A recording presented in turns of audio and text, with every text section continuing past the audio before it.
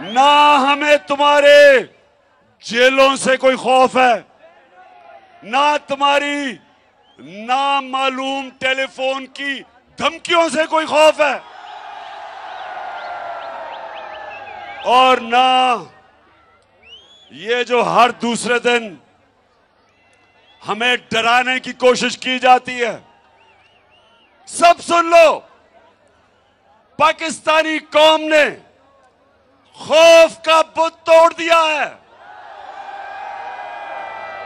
ला इलाहा इल्लल्लाह मेरी कौम के दिलों में चला गया है।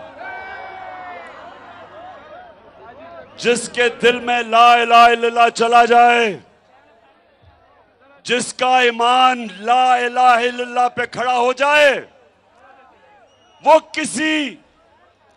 किसी के सामने सिवाय अल्लाह के झुकता नहीं है।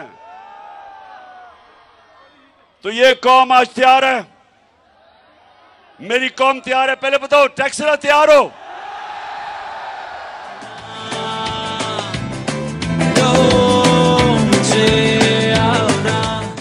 कौम भी तैयार है, और उससे ज्यादा कौम का कप्तान भी तैयार है।